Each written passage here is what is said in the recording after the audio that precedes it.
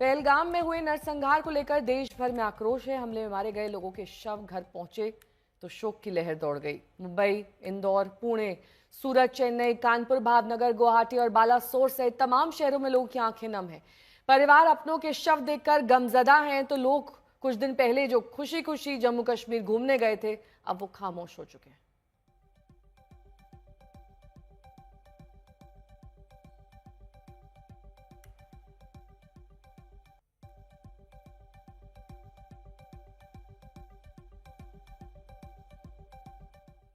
कानपुर के शुभम द्विवेदी को भी आतंकियों ने मार गिराया। वो भी अपनी पत्नी के साथ पहलगाम घूमने गए थे। शादी के बाद से बेहद खुश थे दोनों, लेकिन आतंकियों ने बेरहमी से गोलियां बरसाई और शुभम को मार डाला। पूरा द्विवेदी परिवार अब इंसाफ की गुहार लगा रहा है।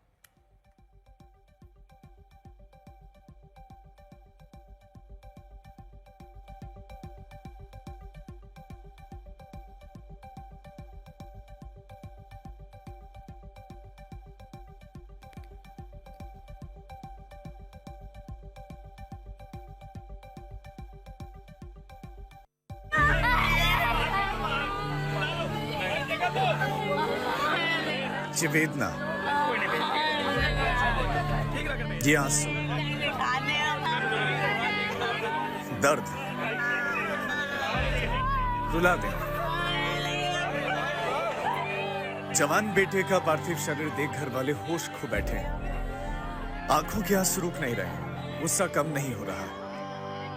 हर कोई बिलख रहा है, तड़प रहा है और पूछ रहा है कि आखिर उनके बेटे की क्या गलती थी। ये पार्थिव शरीर है कानपुर के शुभम द्विवेदी का। शुभम की पत्नी भी उनके साथ थी। उनकी आंखों के सामने ही आतंकियों ने शुभम को गोली मार दी थी। पत्नी ऐश्वर्या ने आतंकियों से कहा था कि मुझे भी गोली मार दो। आतंकियों ने कह दिया था कि जिंदा छोड़ रहे हैं, जाकर सरकार को बता देना। अब ऐश्वर्या उन एक एक पल को याद कर तड़प रही है। और मैं और शुभम बैठ के मैगी खाने जा रहे थे। शाम भी मेरी बहन थोड़ा दूर बैठी थी और पापा मेरे वॉशरूम में थे। उतनी देर में एक बंदा पीछे से आया और उसने गोली साइड में रख के उससे पूछा, हिंदू है कि मुसलमान? मुसलमान है तो पहले कलमा पढ़ के दिखा।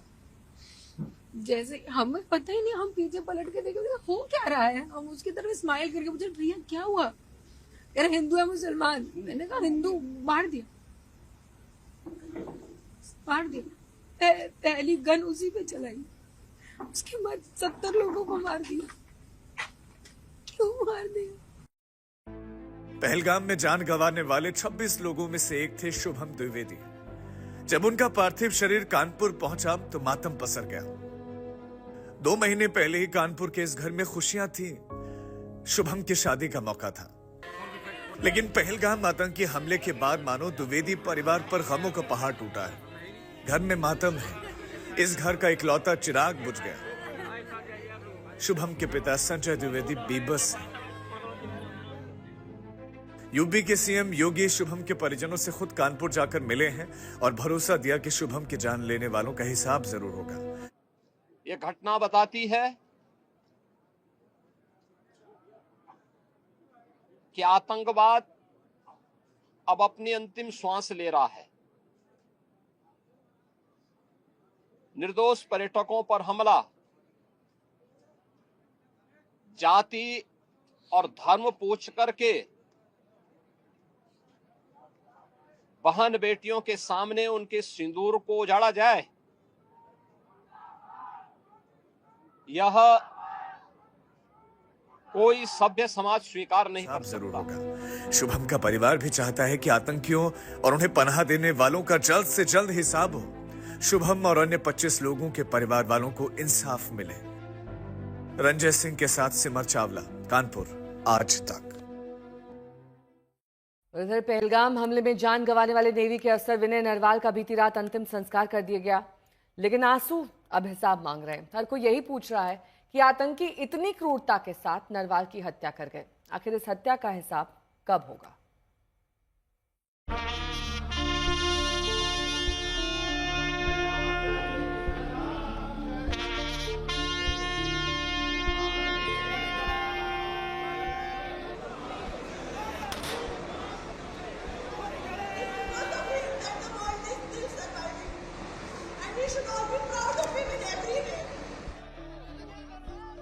एक वीर सपूत के निधन पर पूरा जहां रो रहा है।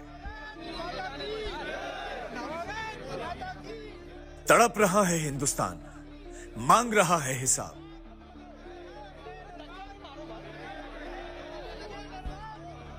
कब तक होगा उन आतंकियों का सफाया? कब तक आतंकियों के रहनुमाओं का बही खाता बंद होगा?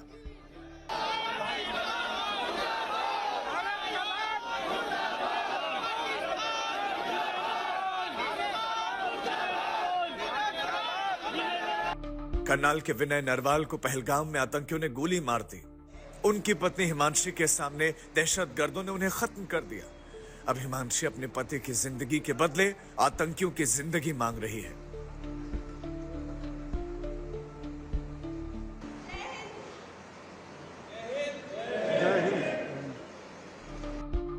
वो बता रही है कि विनय और ऐसे जाबाजों की वजह से ही सरहद महफूज है।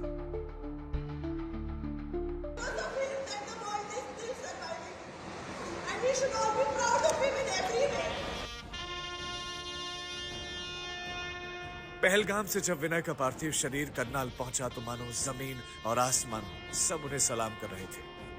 हजारों की भीड़ थी, दिलों में गुस्सा था, जुबान पर गहरी नाराजगी और आंखों में बस नरवाल की आखिरी दर्शन की बेबसी।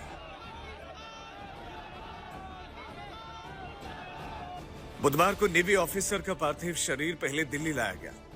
वहां दिल्ली की सीएम रेखा गुप्ता ने हिमांशी को सांत्वना दी और हौसला बढ़ाया। एक हफ्ता पहले ही विनय नरवाल और हिमांशी जिंदगी के नए सफर पर साथ साथ चल पड़े थे, लेकिन पहलगाम की उनकी यात्रा मनहूस हो गई। आतंकियों ने हिमांशी के सामने विनय को गोलियों से भून दिया। परिजनों के मुताबिक 3 साल पहले नेवी में बहाल हुए विनय नरवाल इन दिनों कोची में तैनात थे। विनय अब यादों में है। शादी के एक हफ्ते के अंदर हिमांशी को पूरी जिंदगी भर के लिए सदमा लगा है। अब परिवार को उम्मीद है कि विनय को मारने वाले आतंकियों की कब्र खोदकर सरकार उन्हें जल्द दफनाएगी। असीम बस्सी, करनाल, आज तक। पहलगाम में आतंकियों ने 15 राज्यों के 25 बेगुनाहों को मार डाला। एक नेपाली युवक की हत्या कर दी। इसमें से महाराष्ट्र के 6 लोग बताए जा रहे हैं जिन्होंने अपनी जान गंवाई है। उन सभी को लेकर महाराष्ट्र में जबरदस्त गुस्सा है।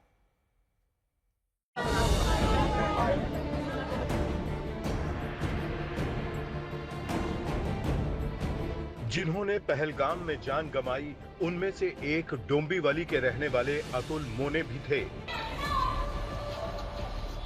बीती रात जब उनका पार्थिव शरीर उनके घर पहुंचा तो गम और गुस्से का समंदर उमड़ पड़ा। भीड़ नाराज थी। आतंकियों की कायराना हरकत पर जबरदस्त गुस्सा था तो परिवार वाले बेसुध। पत्नी अनुष्का मोने का तो रो रो कर बुरा हाल है। वो याद कर रही हैं उन लम्हों को जो पहलगाम में उन पर गुजरे। वो ऐसा मनहूस पल था कि पूरी जिंदगी तड़पाता रहेगा। अनुष्का मोने बता रही हैं कि कैसे आतंकियों के सामने वो सभी गुहार लगाते रहे, लेकिन उन पर कोई फर्क नहीं पड़ा। बोले मत चलो, हम लोग कुछ नहीं कर रहे। तो बोले कि डायरेक्ट में गोली मारी उनको, इधर पेट में गोली मारी। तो बाद में बोले कि आप लोग आतंक मचा रहे हो, ऐसा बोल रहे थे। फिर से उन्होंने पूछा कि हिंदू कौन है, खाली हिंदू पूछा। फिर बाद में उन्होंने तो मेरे जीजा जी ने हाथ ऊपर किया। उन्होंने हाथ ऊपर किया तो उनको तो डायरेक्ट सिर में ही गोली मारी। उनका नीचे से पूरा खून और नीचे का भाग थोड़ा गिर गया था, पूरा खून बह रहा था। फिर बाद में थोड़ा सा ऊपर फायरिंग करके वो साइड मतलब आगे से चले गए। फिर हम लोग उधर ही है। हम लोग हमारे हस्बैंड को उठाने की कोशिश कर रहे थे लेकिन हो नहीं रहा था। अतुल मोने के अलावा आतंकी हमले में डोंबिवली के संजय लेले और हेमंत जोशी भी शामिल हैं। डोंबिवली वेस्ट के रहने वाले तीनों मृतक अपने परिवार के साथ पिछले शनिवार को ही कश्मीर की यात्रा पर गए थे, लेकिन अब तीनों की लाशें आईं तो शोक ही शोक था। महाराष्ट्र में जबरदस्त गुस्सा है। वहां के 6 लोगों की इस आतंकी हमले में मौत हुई है। पनवेल के दिलीप देसले भी पंचतत्व में विलीन हो गए। मुख्यमंत्री फडणवीस ने कहा है कि आतंक के फन को कुचलना मोदी सरकार को आता है। इस बार भी पाकिस्तान को करारा जवाब मिलेगा। ठाणे से मिथिलेश गुप्ता के साथ दीपेश त्रिपाठी, मुंबई, आज तक। तो आतंकियों ने जिन पर हमला कर उनकी जान ली उनमें से एक थे इंदौर के सुशील नथानियल। सुशील पूरे परिवार के साथ पहलगाम पहुंचे थे। वो पूरे परिवार के साथ वहां छुट्टियां बिताने गए थे, लेकिन छुट्टियों के पल पूरी जिंदगी भर के लिए सदमा बन गए। आतंकियों ने सुशील को गोलियों से भून डाला। अब परिवार तड़प रहा है।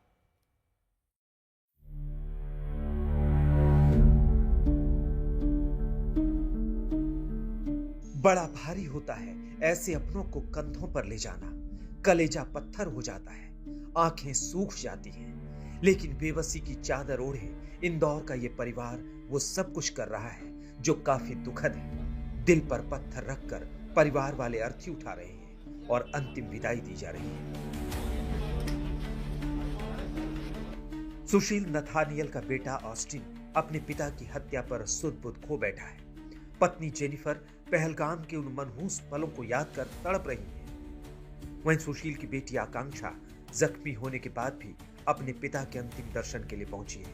बैंक मैनेजर आकांक्षा भी पूरे परिवार के साथ पहलगाम गई थी। आतंकियों ने इनके पापा सुशील नथानियल को गोली मारी। आतंकियों की गोलियां आकांक्षा के पैर में भी लगी, जिसमें वो जख्मी हो गई। आकांक्षा तो बच गई, लेकिन इनके पिता बच नहीं पाए। पूछा मेरे भाई से कि किस धर्म के हो, तो उसने बोला मैं तो ईसाई हूँ। बोले तो क्या हो गया, कलमा पढ़ के सुनाओ। और कलमा पढ़ना अगर आता होता तो शायद बच जाता। सुशील नथानियल खुद LIC में मैनेजर थे। पत्नी सरकारी स्कूल में टीचर है। छुट्टियों में इजराइल जाना चाहते थे, लेकिन प्लान बदला और पहलगाम चल पड़े, जहां आतंकवादियों ने खूनी खेल खेला। बीती रात जब सुशील का पार्थिव शरीर इंदौर पहुंचा तो एयरपोर्ट पर मुख्यमंत्री मोहन यादव ने श्रद्धांजलि दी और परिवार वालों को सांत्वना भी दी। लेकिन इंदौर सवाल पूछ रहा है कि आखिर आतंकियों की कायराना करतूतों का हिसाब कब तक। रवीश पाल सिंह, इंदौर, आज तक।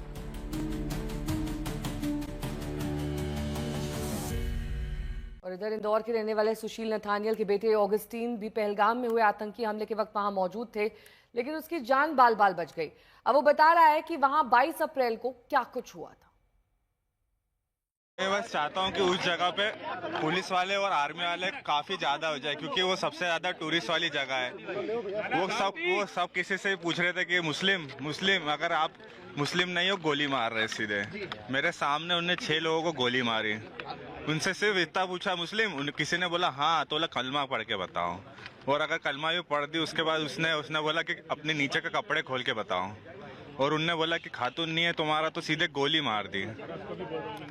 वो 15-15 साल के बच्चे हैं। वो कम से कम 4 लोग थे। वो सेल्फी ले रहे थे, अपने सर पर कैमरा लगा के आए थे। वहीं जम्मू कश्मीर के पहलगाम में हुए आतंकी हमले में सूरत के रहने वाले शैलेश हिम्मत भाई कथड़िया भी जान गंवा बैठे। मृतक शैलेश भाई, पत्नी शीतल, बेटी नीति और बेटे नक्स के साथ वो कश्मीर घूमने गए थे। आज उनका पार्थिव शरीर सूरत पहुंचा तो लोग गुस्से में थे। अंतिम दर्शन के लिए केंद्रीय मंत्री CR पाटिल भी वहां पहुंचे। उनके सामने मृतक शैलेश के भाई की पत्नी शीतल का गुस्सा फूट पड़ा। आने डॉक्टर बनावी छे, आने एंजीनियर बनावो छो, હું કઈ રીતે બનાવીશ? નહીં, મને ન્યાય જોઈએ। મારા છોકરાનો ફ્યુચર ખરાબ ન થવું જોઈએ। આટલા વર્ષની સર્વિસમાં એણે ટેક્સ તમે કટ કરીને તમે સેલરી આપો છો ને, અને ઉપર જતા અમે કાંઈ પણ વસ્તુ ખરીદીએ છીએ, ક્યાંય જઈએ છીએ, ફરીથી ટેક્સ, ટોલ ટેક્સ, બધા ટેક્સ તમે અમારી પાસેથી લ્યો છો। તો મારા ઘરવાળાને જ્યારે જરૂર હતી ત્યારે કોઈ ફેસિલિટી નથી મળી। મને એનો ન્યાય જોઈએ। તમે લોકો અહીંયા જ રહ્યો, તમે કયો મને કે તમે શું કરશો એના માટે। कहीं निर्दोष लोगों की जाने गई है इस हमले में। जो टेररिस्टों ने टूरिस्टों पर जो अटैक किया हुआ है बहुत ही कायरतापूर्ण है, और इसके लिए सख्त में सख्त सजा मिले ऐसी हम सरकार से आशा रखते हैं। और शैलेश भाई किस तरह से काम करते थे? सूरत से मुंबई कब गए? कौन कौन उनके साथ रहता था? किस तरह का उनका व्यवहार था आपके परिवार में? ये सूरत से मुंबई तो अभी वो बैंक में नौकरी करते हैं, तो इसको पोस्ट अलग अलग जगह पर मिलती है। तो अभी 3-4 महीने से मुंबई उसकी पोस्ट लगी थी। पहले उसकी राजस्थान में थी, जोधपुर में। तो अब 3 महीने से मुंबई में थे परिवार के साथ। और अभी कश्मीर गए थे टूरिस्ट टूर करने के लिए। तो कुछ उनका जन्मदिन वगैरह भी था, कुछ 23 अप्रैल को बताया जा रहा है, उसके लिए गए थे? उसका जन्मदिन भी था और इसकी बेटी का इसकी बेटी चाहती थी कि वो कश्मीर जाए और कश्मीर इसको जाना था, तो इसलिए उसको साथ लेकर वो गए थे, सबको फैमिली के साथ।